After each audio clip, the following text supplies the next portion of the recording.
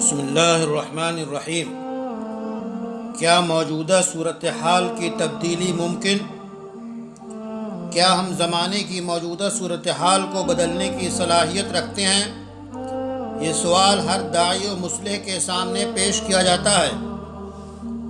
داعیوں کی طرف سے اس سوال کا اصولی جواب دنیا میں پھیلے ہوئے داعیوں کے مختلف نمونوں کے تجربات کی روشنی میں دیا جاتا ہے۔ اکثر داعیوں اور مصلحین کا خیال ہے کہ موجودہ دور کی صورتحال کی تبدیلی ممکن ہے، اور یہ جواب در حقیقت قرآن کریم کی آیات کی گہری و عمیق فہم، رسول اکرم صلی اللہ علیہ وسلم کی احادیث کے ادراک، تاریخ کے مطالعہ اور موجودہ تحریکوں کے مشاہدات و تجربات پر مبنی ہے۔ یہ سب صورتحال کی تبدیلی کے ممکن ہونے پر شاہد عدل ہیں۔ اکثر داعیوں کی بنیادی بات یہ اسلامی عقیدہ ہے کہ تبدیلی کا مالک مختار اللہ تعالیٰ ہے، اور تبدیلی کا ممکن بنانا بھی اللہ کے سپرد ہے۔ البتہ حق تعالیٰ نے ہر تبدیلی کے اسباب اور طریقے بنائے ہیں، اور ان میں نمایاں ذریعہ یہ رکھا کہ خود انسان تبدیلی کی کارروائی اپنائے اور آپریشن کا آغاز صحت پانے کے لیے کرے۔ اب داعیوں کی ذمہ داری بنتی ہے کہ تبدیلی کے اسباب کو اختیار کریں، جس کا آغاز اس سے ہوتا ہے کہ لوگ اپنے اندر تبدیلی کے لیے تیار ہوں اور اپنی صلاحیتوں کا رخ اپنے اندر بدلاؤ لانے پر مرکوز کر دیں۔ واقعی صورتحال اور منظرنامے کی تبدیلی کے بارے میں داعیوں کی ذمہ داری یہی ہے، اور یہ آسان و ممکن ہے۔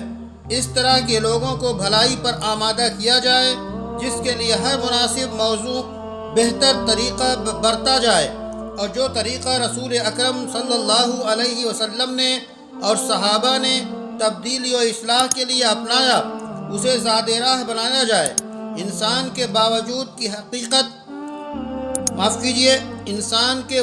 کی حقیقت اس روئے زمین پر یاد دلائی جائے۔ دنیا کی حقیقت کا تذکرہ کرتے ہوئے انسان کے پیدائش کا مقصد بتایا جائے۔ مرنے کے بعد اس کے لیے کیا تیار ہے وہ بتایا جائے۔ داعیوں کے ایک مختصر طبقے کا خیال ہے کہ صورتحال کی تبدیلی دشوار ترین ہے، بلکہ تقریباً محال ہے۔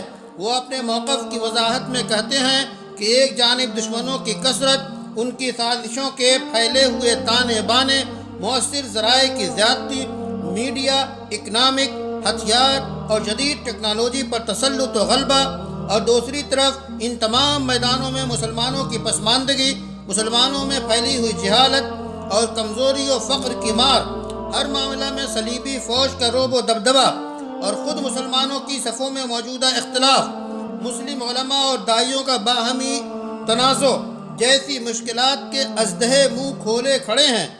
ایسے میں تبدیلی کی صدا کون سنے؟ اس طبقے کی رائے اور اس کے دلائل منطقی ہیں اور صحیح منظر کشی ہے۔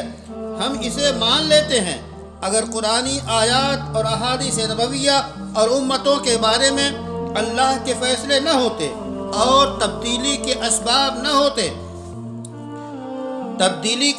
نہ ہوتے ہوئے بھی اللہ کی قدرت سے تبدیلی نہ ہوتی۔